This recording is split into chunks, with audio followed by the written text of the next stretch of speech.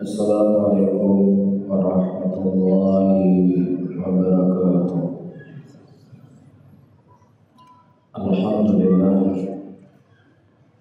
alhamdulillah hamdan katsiran thayyiban mubarakan fih, mubarakan alaih, kama yuhibbu rabbuna wa yarda. Wa usalli wa usallim ala nabiyyina al-karim Muhammadin wa ala alihi wa ashabihi wa man tabi'ahum bi ihsanin ila yaumiddin. Saudara-saudaraku kaum muslimin dan kaum muslimat rahimani wa rahimakumullah, kita akan melanjutkan kembali pembahasan kita tentang seputar kubur. Pada pertemuan yang lalu kita sudah membahas tentang hukum membaca Al-Quran di kuburan. Pada malam ini kita akan membahas tentang hukum talqin di kuburan. Apa hukumnya talqin di kuburan? Ya, yang kita ketahui sebelum kita bahas hadis yang datang dari Nabi kita sallallahu alaihi wasallam tentang talqin ketika si mayit itu hendak meninggal. Rasulullah menyebutkan laqinu mautakum bila ilaha illallah. Talqinlah mayat yang hendak meninggal dengan la ilaha illallah. Ini bukan pembahasan kita. Tetapi yang kita bahas ketika seseorang itu sudah meninggal kemudian dikubur, nah di situ ada talqin. Apa hukumnya? Apakah ini perkara dibolehkan ataukah tidak dibolehkan? Yang jelas di sebagian masyarakat muslimin dan terkhusus di tempat kita di Aceh, ya, mereka mengamalkan amalan ini. Mentalkin si mayit yang telah dikuburkan. Apakah ini ada sandarannya dari Al-Quran dan Sunnah? Ataukah ini perkara yang tidak ada sama sekali sandarannya dari Al-Quran dan Sunnah yang hanya dibuat-buat oleh sebagian orang? Inilah yang akan kita bahas di malam ini. Disebutkan oleh Syekh rahimahullah, wa qad ikhtalafa fil fuqaha ala thalathati aqwal. Para ulama telah berselisih pendapat tentang hukum mentalkin mayit yang sudah dikubur. Pendapat yang pertama, dhahaba jama'atun minal fuqaha'il malikiyah wa syafi'iyah wal hanabilah ila annahu yustahab talqin al-mayyit bi an yuqalu lahu ya fulan ibna fulan udhkur ma kharajta alayhi min ad-dunya syahada an la ilaha illallah wa anna muhammadar rasul abduhu wa rasuluhu wa anna qaradita billahi rabba wa bil islam dina wa bi muhammadin nabiyya wa bil qur'ani imama. Iya. Pendapat yang pertama, sejumlah dari kalangan ulama fuqaha dari kalangan Malikiyah, dan ini bisa dilihat dalam kitab Al-Madkhal di jilid yang kedua di halaman 264, dan juga bisa dilihat dalam kitab At-Taj Al-Iqlil di jilid yang kedua di halaman 237. Ya, sebagian Malikiyah dan juga sebagian dari Syafi'iyah bisa dilihat di dalam kitab Fathul Aziz Al-Majmu' miliknya Nawawi di jilid yang kelima di halaman 242, dan juga dalam kitab Al-Mughni Al-Muhtaj di jilid yang kedua di halaman 60. Ya, di situ dijelaskan pendapat Syafi'iyah dalam masalah ini. Dan juga sebagian dari Hanabilah, dan ini bisa dilihat dalam kitab Al-Mughni miliknya Ibnu Qudamah di jilid yang ketiga di halaman 437, dan disebutkan dalam kitab Al-Furu' di jilid yang kedua di halaman 275. Mereka berpendapat sunnahnya mentalkin mayit ketika sudah dikubur. Sunnah, ya. Jadi jangan langsung kita memvonis bid'ah dan seterusnya. Tunggu dulu. Sampai kita melihat bagaimana pendalilan dan pendapat ulama dalam masalah ini. Atau minimal kita tidak langsung mengatakan panena Syafi'i draw bukan. Ya, jangan langsung memvonis sampai kita mengetahui. Iya.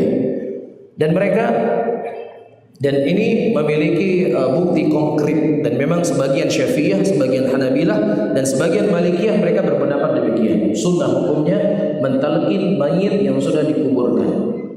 Iya, jadi mereka dikatakan ya fulan ibnu fulan, ingatlah apa yang engkau keluar di dunia ini dengan mengucapkan asyhadu an la ilaha illallah, dan ingatlah bahwasanya Nabi Muhammad adalah hamba dan rasulnya, dan ingatlah bahwasanya engkau ridha Allah sebagai Tuhanmu, Islam sebagai agamamu, dan Muhammad sebagai nabimu, dan Al-Quran sebagai imammu. Iya, apa dalilnya mereka? Dalilnya mereka apa yang diriwayatkan dari Abi Umamah Al-Bahili radhiyallahu ta'ala anhu. Dalam hadis tersebut, hadis diriwayatkan oleh Tabrani dalam Kitabul Kabir. Iya, dan juga disebutkan oleh Al-Haythami dalam kitab Majmu' Zawaid. Ya, dan juga sebagian para ulama yang lainnya, hadis yang diriwayatkan dari Abi Umamah di mana Nabi sallallahu alaihi wasallam menyebutkan, "Idza mata ahadukum fasawaitum alaihi turab falyaqif ahadukum inda rasi qabrihi thumma la yaqul ya fulan ibnu fulan." Rasulullah sallallahu alaihi wasallam diriwayatkan dari beliau, apabila meninggal salah seorang dari kalian dan kemudian jenazahnya sudah dikuburkan, sudah ditutup dengan tanah, maka hendaknya dia berdiri, salah seorang dari kalian berdiri di sisi kepala kuburan tersebut. Dan kemudian kau berkata, ya fulan ibnu fulan, seperti yang saya sebutkan tadi. Ya, ucapkanlah apa yang kau ingat, apa yang kau ucapkan ketika kau keluar la ilaha illallah, dan seterusnya. Iya. Dan Al-Imam Nawawi rahimahullah, beliau mengomentari setelah menyebut hadis ini, kata Imam Nawawi, "Fahadzal hadits wa in kana dha'ifa falyusta'nas bih wa qad ittafaqa al-ulama al-muhaddithin 'ala al-musamaha fi ahadits al-fada'il wa targhib wa tarhib wa qad i'tadda bi shawahid min al-ahadits ka hadits was'alu lahu at-tathbit wasiyat Amr bin As wa huma sahihan wa lam yazal ahlu Syam 'ala al-amal bihadza fi zamanin man yuqtada bihi wa ila al-an." Perhatikan komentar Al-Imam An-Nawawi ya dari hadis yang saya baca tadi. Kata Imam Nawawi, hadis ini walaupun dia adalah hadis yang lemah, namun dia bisa digunakan. Karena seluruh para ulama dari kalangan muhadditsin, mereka berlapang dada memberikan kelapangan dari hadis-hadis yang lemah dalam masalah fadail a'mal, dalam masalah targhib, menyemangati orang beribadah, dalam masalah menakut-nakuti manusia dari adabnya Allah. Mereka itu lebih memberikan kelapangan di dalam periwayatan hadis lemah. Lain halnya kalau dalam masalah hukum. Ini hujahnya Imam Nawawi setelah beliau menyebutkan hadis tersebut adalah hadis yang lemah. Iya. Dan telah datang penguat-penguat yang lainnya yang menguatkan hadis ini. Di antaranya hadis yang menguatkan hadis ini, Nabi sallallahu alaihi wasallam mengatakan, "Was'alu lahu tatsbit." Mohonlah kepada Allah agar Allah memberikan kekokohan bagi si mayit tersebut. Ini di antara penguatnya. Dan juga dari penguat yang lainnya wasiat dari Amr bin As, dan keduanya adalah athar yang sahih. Ya, athar yang sahih yang menguatkan hadis lemah sebelumnya. Dan demikian juga Ahlus Syam, mereka terus beramal dengan amalan ini, mentalqin setiap mayit yang dikuburkan dari zaman yang mereka dijadikan sebagai zaman yang salaf. Ini kata Imam Nawawi. Gimana kira-kira talqin kita kalau ada jenazah yang meninggal? Baik. Qala wa hadha talqin fi haqqil muqallif al-mayt amma as-sabi fala yulaqan. Kata Imam Nawawi, talqin ini dikhususkan kepada orang yang meninggal dalam keadaan dia sudah mukallif, sudah dewasa. Adapun anak kecil enggak perlu ditalqin. Bayi yang meninggal enggak perlu ditalqin. Iya, ini kata Imam An-Nawawi rahimahullahu taala. Kemudian waqad ujibu an hadzal istidlal bima yali. Ya, sebagian ulama yang lainnya mereka menjawab dalil hujjah yang digunakan oleh Al-Imam Nawawi, sunnahnya mentalqin mayit yang sudah dikubur. Baik, pertama, annal hadzal hadits alladhi dzakaruhu haditsun dha'if bal la yashak ahlul ma'rifah bil hadits fi wad'ihi. Hadis yang dijadikan sandaran oleh sebagian ulama, sunnahnya mentalqin mayit yang sudah dikubur, mereka sendiri menyebutkan hadisnya adalah hadis yang lemah. Bahkan tidak ada keraguan dari kalangan ulama hadis, mereka memasukkan hadis tersebut sebagai hadis yang palsu. Dan bisa dilihat dalam kitab Subul Salam miliknya San'ani rahimahullah di jilid yang kedua di halaman 229. Iya, dan juga Syekh Albani rahimahullah di dalam kitab Silsilah Ahadits Dha'ifah wal Mawdu'ah di jilid yang kedua di halaman 64 di nomor hadis 599, kata Syekh Albani, wa jumlatul qaul anna al-hadits munkarun in lam yakun mawdu'an. Dan kesimpulannya, kata Imam Nawawi setelah beliau menukilkan dari sekian banyak ulama yang mengomentari tentang hadis tersebut, Imam Syekh Albani mengatakan dari sejumlah ucapan hadis tersebut adalah hadis mungkar, walaupun seandainya kita tidak katakan itu sebagai hadis yang palsu.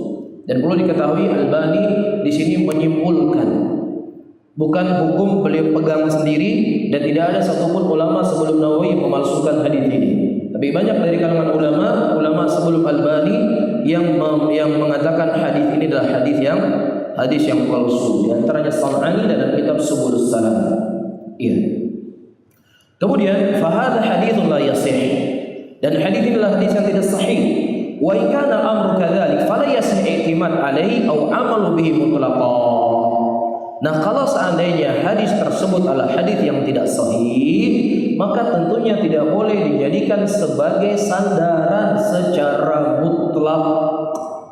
Wa min huna, dan dari sini kita mengetahui anna qaulun Nawawi aw ghairihi bi anna al-hadits dha'if yusta'nas bih wa dhalika fi ahli al-fadail wa targhib anna dhalika hadits minha mardudun bi anna hadzal hadits dha'ifun wa dha'ahu syadidun bal huwa mawdu'un fi an-nadhar badal a'imah fala yu'tamad alayh. Nah, bagaimana dengan alasan dan argumentasinya Al-Imam Nawawi? Saya meyakini bahwasanya hadis tersebut adalah hadis yang lemah seperti yang disebutkan oleh Nawawi. Tetapi beliau beralasan hadis inilah hadis yang digunakan dalam fadail. Iya. Nah, sekarang coba perhatikan hadis yang kita baca tadi. Kalau seandainya ada mayit yang meninggal, maka hendaknya engkau mengucapkan, wahai mayit, kalau seandainya engkau ditanya ini maka jawab ini, jawab ini. Ini masalah fadail atau masalah ahkam? Masalah fadail itu keutamaan salat duha, keutamaan salat duha akan mendapatkan ini, keutamaan salat malam akan mendapatkan ini. Ini masalah ahkam atau masalah fadail? Jelas ini masalah hukum. Ini bukan hadis tentang masalah fadail.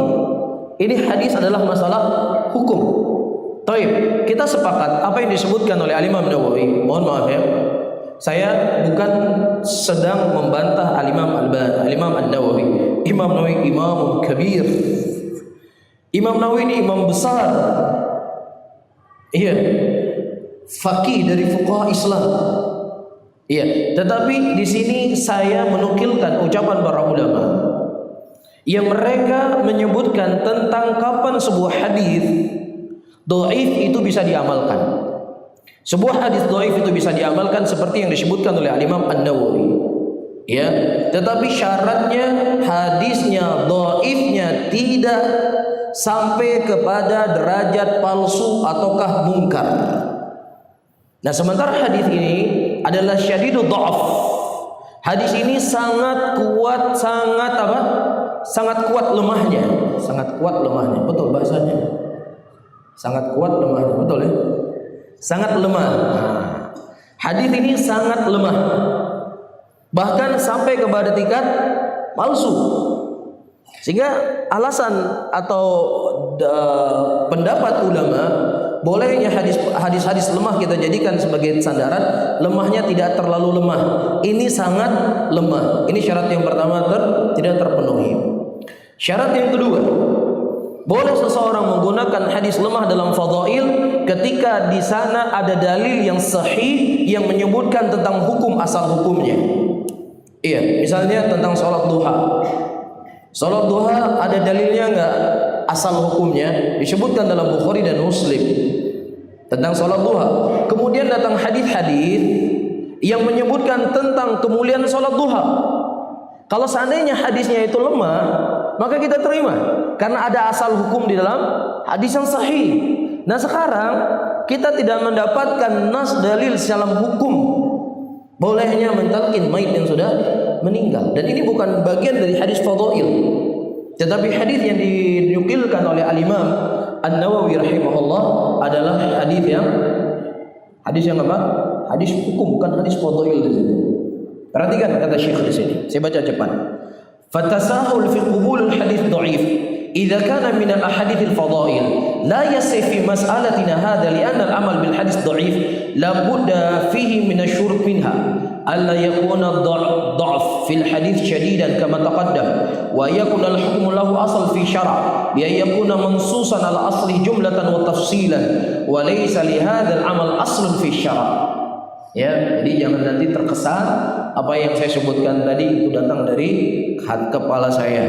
Tapi Syekh mengatakan fatasahul, dan kita berlapang untuk mengambil menerima hadis yang dhaif ya apabila itu dalam masalah fadhail ya, ini tidak bisa diterapkan dalam permasalahan yang sedang kita bahas sekarang. Karena sebuah hadis yang dhaif itu boleh diamalkan dengan beberapa syarat. Syarat yang pertama, hadisnya dhaifnya tidak terlalu dhaif.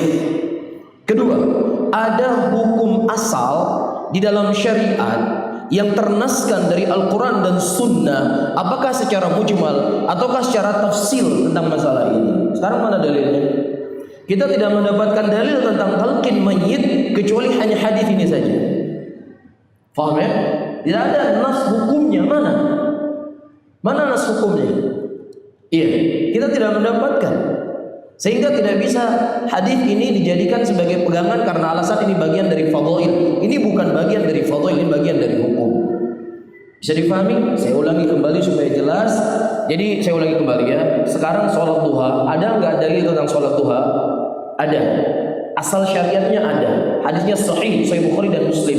Kemudian datang hadis palsu, hadis dhaif misalkan yang menyebutkan tentang kemuliaan sholat duha. Boleh nggak kita ambil hadis dhaif tersebut? Boleh, karena ada asal dalam syariatnya. Mafhum di sini? Baik. Adapun hadis yang dijadikan sebagai penguat oleh Al-Imam Nawawi rahimahullah, as'alu lahu tathbit, berdoalah agar Allah memberikan kekokohan kepadanya.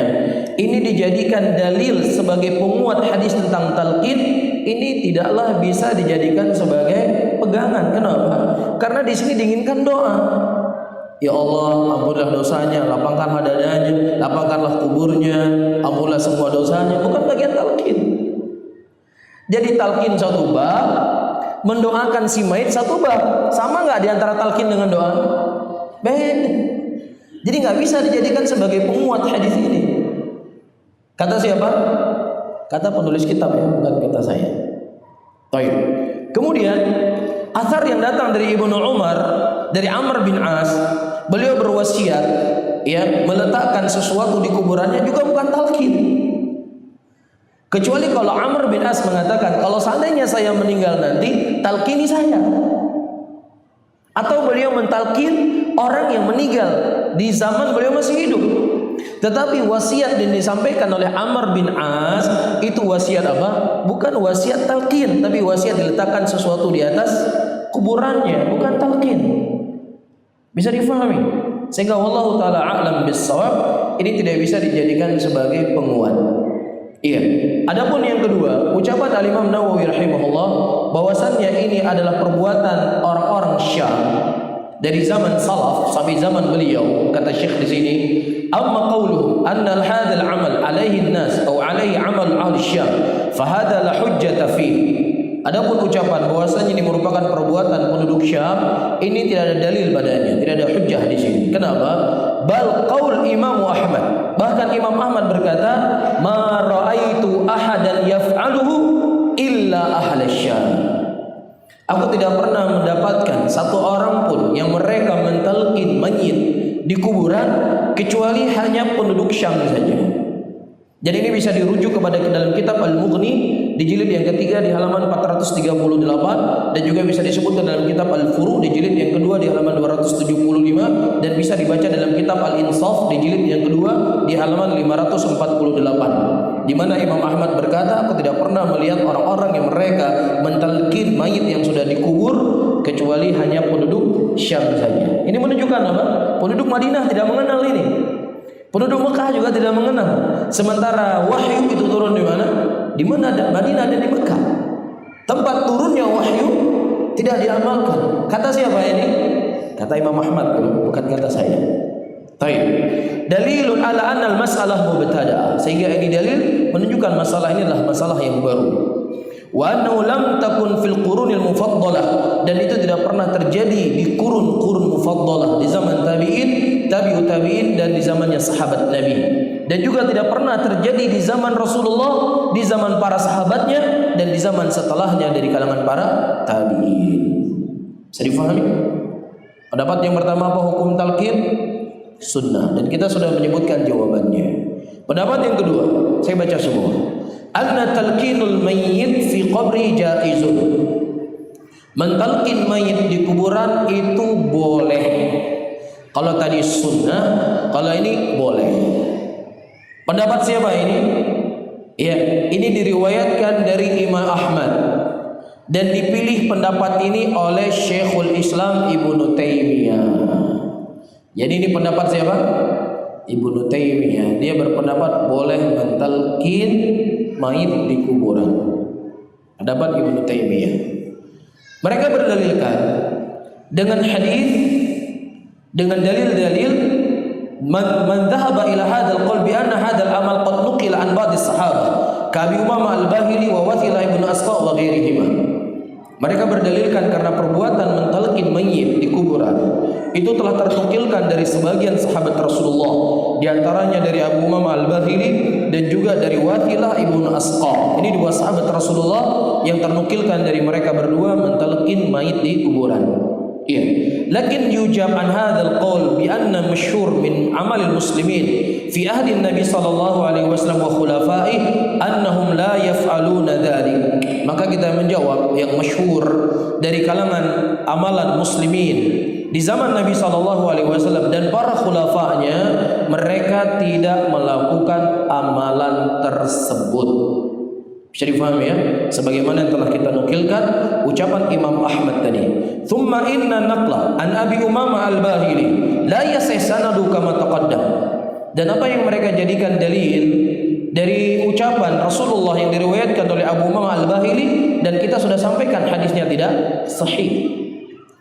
Wa ma Wathilah ibnu Asqa, adapun riwayat yang datang dari Wasilah ibnu Asqa, beliau juga mentalqin mayit, falaysa lil athar in anhu isnadun yu'raf.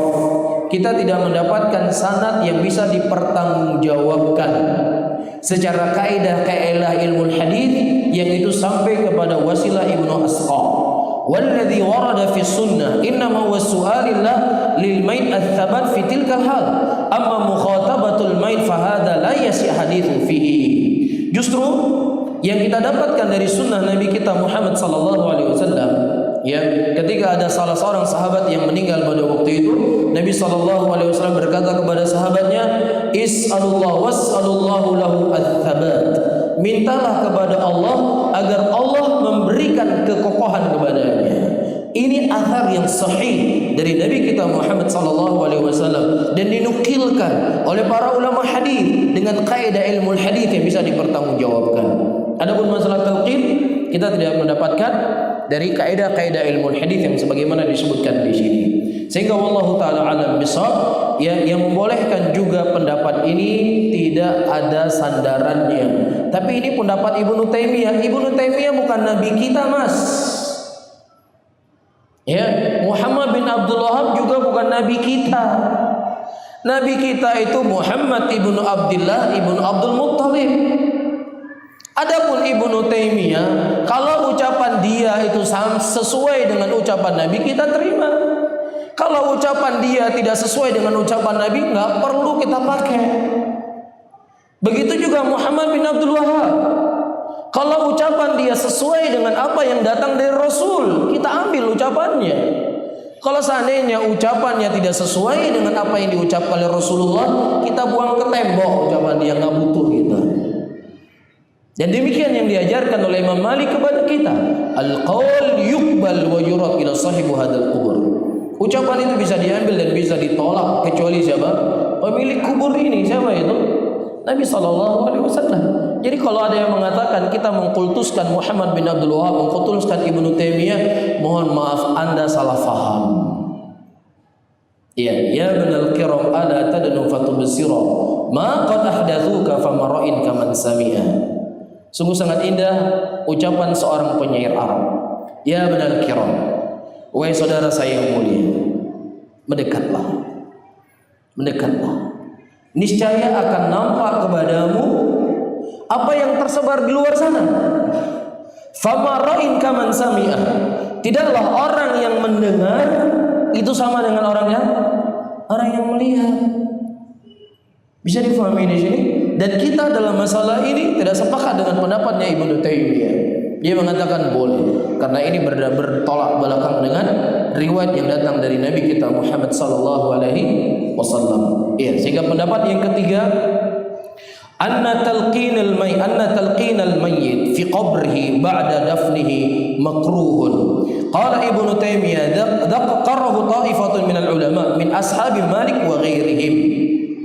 Ya, mentalqin mayit di kuburan setelah dia dikuburkan, maka ini merupakan perkara yang makruh. Ibnu Taimiyah mengatakan sekelompok dari ulama dari ashabnya Malik dan selain dari mereka mengatakan ini adalah perkara yang makruh. Jadi Ibnu Taimiyah menukilkan pendapat yang menyelisih dari ucapannya. Iya. Wa dalilun hadzal qaul wa adamu dalil ala istihbab dalikal amal. Dalilnya apa? Dalilnya karena tidak ada dalil.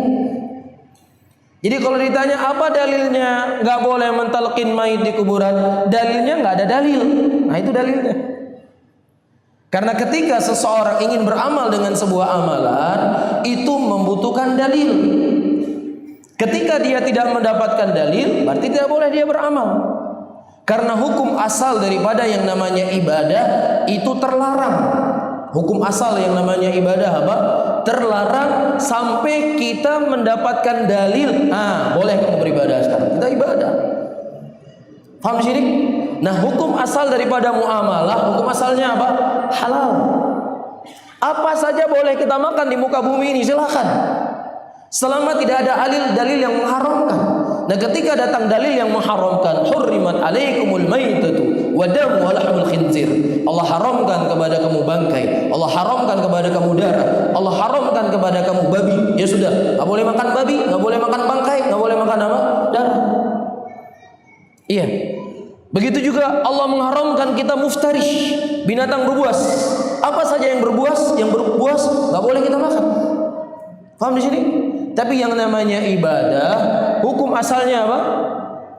Terlarang sampai datang dalil. Jadi waktu itu ada seseorang sholat di zamannya Ibnu Sirin rahimahullah. Dia melakukan sholat 2 rakaat. Kemudian kata Ibnu Sirin, "Wahai fulan, kenapa kamu sholat 2 rakaat?" Kata dia, "Apakah Allah akan mengadab saya dikarenakan saya sujud dan ruku kepadanya?" Masa orang salat diadab sama Allah? Kamu nih apa-apaan nih? Agama baru ini. Masa orang berzikir, orang berselawat, orang beribadah masuk neraka? Kan aneh. Aneh kan? Aneh. Iya. Ini yang dia protes kepada Ibnu Sirin. Apakah Allah akan mengadab saya dikarenakan saya sujud dan ruku kepadanya? Kata Ibnu Sirin, Allah tidak mengadabmu dikarenakan kau ruku dan sujud kepadanya, tetapi Allah mengadabmu dikarenakan kau telah menyelisihi dari sunnah Rasulullah SAW. Rasul nggak mengajarkan kamu beribadah di sini, ente kok ibadah di sini. Bisa dipahami karena hukum asal ibadah itu apa? Terlarang sampai kita mendapatkan dalil. Ya, jadi dalam masalah ibadah itu ditanya apa? Ada apa dalilnya kau melakukan ini? Bukan ditanya apa larangan tidak boleh ibadah seperti ini. Jangan salah tanya. Ya, ada orang bisa berbuat sebuah amalan A. Kita bilang ini nggak boleh. Apa dalilnya nggak boleh? Iya, dalilnya nggak boleh karena nggak ada dalil. Bisa difahami? Rasul mengatakan dalam hadisnya, "Man amila amalan ma laisa alaihi amruna fahuwa raddun." Siapa yang beramal dengan sebuah amalan yang amalan tersebut tidak ada contohnya dari kami, maka amalan tersebut apa kata Rasulullah? Tertolak. Jadi bukan main buntutnya tertolak, bukan main judinya tertolak, bukan main apalah. Rasul menyebutkan sini amalannya yang tertolak. Amalan yang mana? Amalan yang tidak ada dalilnya. Amalan yang tidak ada sandarannya dari Nabi SAW, itulah yang disebut sebagai amalan yang tertolak. Bisa difahami di sini?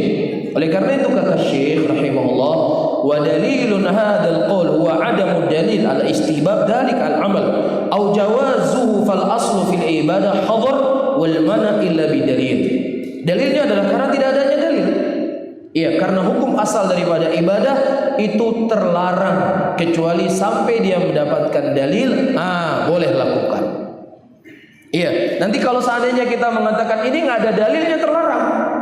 Nanti kalau seandainya ada orang buat haji di Aceh, dia buat Ka'bah, dia buat Arafah di sini, daripada nunggu haji 10-20 tahun nggak berangkat, umur sudah 70 tahun, ya sudah kita buat haji di Aceh. Kita buat Ka'bah di sini, buat Arafah di sini, buat Mina di sini, buat Muzdalifah di sini. Iya, yang tadi ongkos haji 35 juta, ambil saja 15 juta. 15 jutanya lagi kita jadikan Baitul Mal Muslimin. Insya Allah dalam hitungan beberapa tahun sudah ada kas triliunan di kas Baitul Mal Muslimin, bisa kita sumbangkan untuk fakir miskin, bisa kita buka lapangan pekerjaan, bisa kita buka pabrik, masjid-masjid yang rusak bisa kita perbaiki. Bagus nggak? Bagus nggak? Bagus. Tujuannya mulia, tujuannya agung. Tapi boleh nggak kita buat haji di Aceh? Nah, begitu juga dia akan bertanya, apa dalilnya larangan buat haji di Aceh? Apa jawabannya? Pertanyaannya begini, apa dalil larangan buat haji di Aceh? Ada nggak larangannya? Nggak ada, berarti boleh dong. Boleh nggak? Hah? Kan nggak ada dalil larangannya.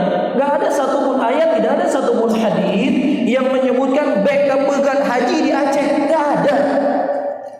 Berarti boleh nggak? Kenapa nggak boleh? Nggak ada dalil.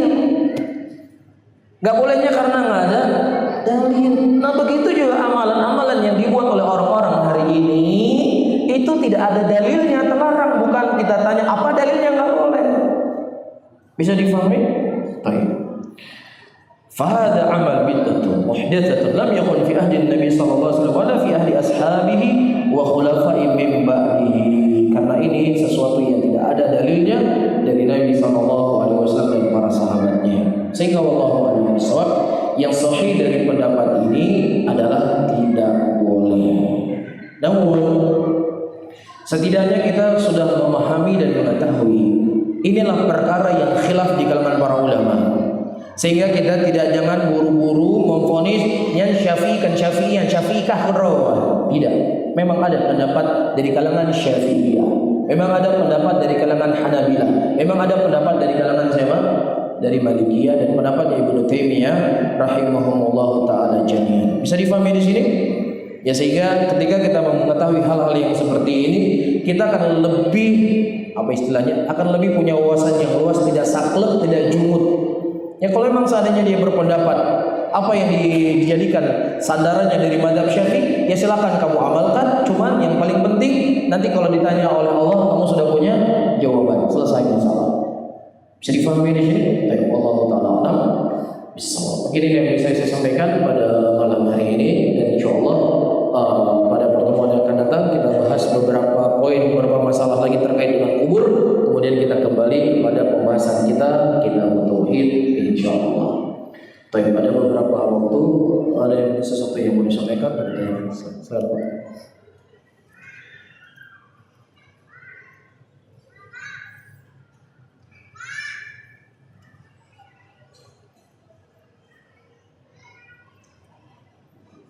Assalamualaikum warahmatullahi wabarakatuh. Waalaikumsalam. Saya ingin menanya, mohon maaf mungkin nanti kalau redaksi bahasa saya tidak kasih. Barakallahu fiik.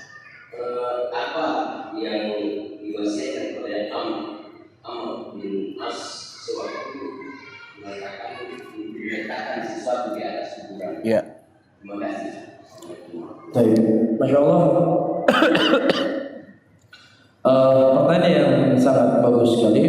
Ya, namun masalah ini yang sudah kita bahas pada pertemuan yang lalu, ya, hukum meletakkan ya daun pelepah kelapa, atau di zaman Rasul pada waktu itu beliau memakai apa?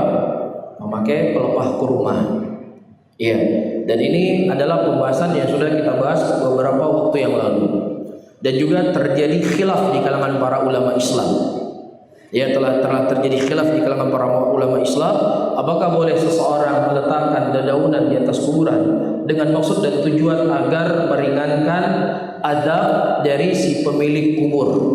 Iya, dan mereka berdalilkan di antaranya apa yang datang dari Amr bin As pada waktu itu. Namun wallahu a'lam bishawab, telah dijawab oleh sebagian para ulama, ini merupakan bagian dari kekhususan Rasulullah sallallahu alaihi wasallam. Karena kita mengetahui seseorang itu diadab ataukah tidak adab dalam kuburnya, ini membutuhkan wahyu.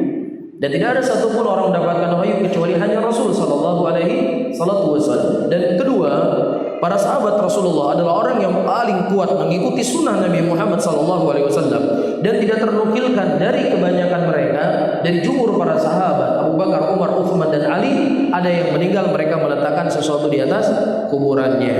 Ya, wallahu a'lam bishawab. Ini sudah pernah kita bahas pada pertemuan yang lalu. Baik, wallahu a'lam.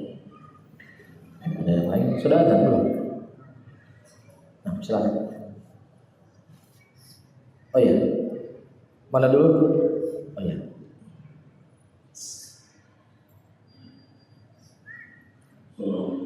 Waalaikumsalam. Ya.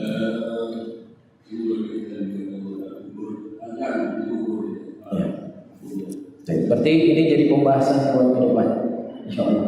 Kita bahas minggu depan. Ya, apa hukumnya mengumandangkan azan di kuburan?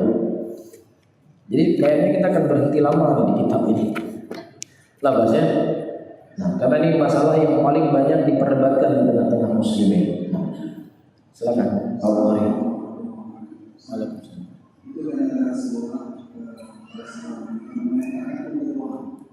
Lepakan? Ya. Ini acara perasaan atau di rumah. Masya Allah. Ini juga pembahasan yang menarik dan Syekh membahas di sini. Ya, dan lebih baik kita baca apa yang dijelaskan oleh Syekh. Gitu aja ya. Masalah adzan, masalah bagaimana bentuk kita berdoa. Apakah berdoanya di angkat tangan, dipimpin oleh seseorang, ya kemudian yang lainnya mengaminkan, ataukah masing-masing orang berdoa ketika selesai melakukan jenazah. Nah, lebih baik kita akan membaca pendapat-pendapat para ulama dalam masalah ini. Dan lagi-lagi saya tekankan, ini masalah yang lumayan sensitif. Jadi saya berusaha untuk jangan mendatangi sesuatu dari saya, tetapi kita berusaha untuk mengambil dari pendapatnya para ulama. Ini karena masalah sensitif. Iya. Baik. Silakan.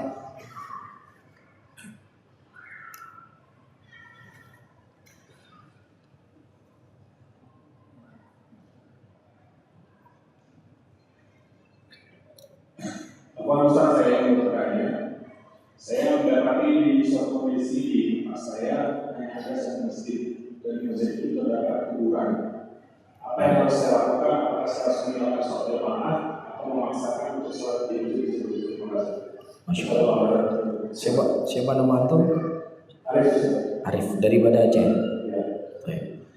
Masya Allah, pertanyaan yang sangat bagus sekali. Dan sebenarnya pembahasan ini sudah pernah kita bahas. Ya, hukum sholat di masjid yang ada kuburannya. Ya, ini juga terjadi perselisihan pendapat di kalangan para ulama Islam. Bahkan sebagian ulama Islam mengatakan tidak masalah untuk seseorang sholat di kuburan, tidak ada masalah. Ya, mereka berdalilkan dengan hadis Rasulullah sallallahu alaihi wasallam, "Ju'ilal ardu masjidan tahura fa inna ummati yudriku shalah falyusalli." Hadis datang di Bukhari dan Muslim dari hadis Jabir bin Abdullah. Sesungguhnya telah dijadikan bumi ini untuk suci, dan di mana saja umatku mereka yang mendapatkan salat, silakan mereka salat. Iya, salat di kuburan, salat di sana, silakan. Tetapi pendapat ini telah dibantah oleh para ulama yang lainnya karena datang dalil ini yang mengkhususkan larangan Nabi sallallahu alaihi wasallam salat di mana? Di kuburan. Cuman yang jadi pertanyaan sekarang, apabila kuburannya itu berada di dalam masjid. Kalau seandainya kuburannya ada di dalam masjid, maka di sini dirinci dan ditafsir oleh para ulama. Kalau seandainya dia salat dengan maksud dan tujuan untuk kuburan itu, maka salatnya batal. Tapi kalau seandainya dia tidak maksudkan kuburannya, tapi yang dia maksudkan adalah masjid, dan kebetulan di kuburan tersebut ada masjidnya, maka salatnya sah, tetapi dia berdosa karena telah mendatangkan larangan yang dilarang oleh Rasul sallallahu alaihi wasallam. Nah, kalau seandainya kuburannya itu berada di luar masjid, tetapi di dalam perkarangan masjid, iya, perkara inilah perkara yang diperselisihkan oleh para ulama Islam. Sebagian ulama mengatakan harus ada pemisah yang lainnya di antara dinding masjid dengan kuburan. Apakah jalan ataukah tembok yang lainnya? Namun Allah a'lam bishawab, pendapat yang sahih dari pendapatnya para ulama dalam masalah ini, dinding masjid itu sudah mencukupi pemisah di antara kuburan dengan masjid. Di antara dalilnya yang digunakan oleh Syekhul Islam Ibnu Taimiyah rahimahullah adalah Rasulullah sallallahu alaihi wasallam ketika beliau meninggal, itu beliau dikubur di rumah Aisyah radhiyallahu taala anha, dan pemisah di antara rumah Aisyah dengan masjid Nabi sallallahu alaihi wasallam hanya sekadar dinding. Apa pemisahnya? Dinding. Iya, sehingga dengan dalil ini dinding masjid itu sudah cukup pemisah di antara kuburan dengan masjid. Di antara penguat yang lainnya, ayyuhal ikhwah, Rasulullah sallallahu alaihi wasallam melarang kita sholat, ya, ketika kita sholat kemudian ada wanita haid yang lewat. Itu sholat kita bisa rusak, disebutkan dalam hadis. Namun kalau seandainya ada pemisah di sini, ini tempat kita sholat, kemudian di sini ada pemisah, dan kemudian lewat wanita haid di sini, bermasalah atau tidak? Tidak bermasalah, karena sudah ada pemisah. Nah, begitu juga sekarang sudah ada pemisah di antara apa? Di antara masjid dengan kuburan, yaitu tembok. Iya, adapun hadis yang datang dari Rasulullah dilarang sholat ke kuburan, itu kita menghadap langsung ke mana? Ke kuburan. Kuburan ada di depan kita. Tapi ketika sudah ada tembok, sebagaimana wanita yang haid tadi, tidak boleh kita sholat dilewati oleh wanita haid. Namun ketika ada sutro, ada sesuatu penghalang, maka silakan wanita haid tersebut melewati di depan sutro tersebut. Wallahu a'lam bishawab, ini di antara penguat. Sehingga walaupun keluar daripada khilaf para ulama, tanpa ada kuburan di perkarangan jauh lebih baik. Tapi kalau mengatakan sholatnya tidak sah atau nggak boleh sholat di situ, maka membutuhkan dalil. Lah, dalil larangan ke kuburan, ya larangan kuburan, sholat di kuburan. Ini kan masjidnya sendiri, kuburannya sendiri. Bisa difahami? Dan dinding masjid itu sudah mencukupi, sebagaimana kuburan Rasul itu dipisah dengan masjid terus dinding rumah beliau. Wallahu a'lam bishawab. Ada yang lain? Silakan.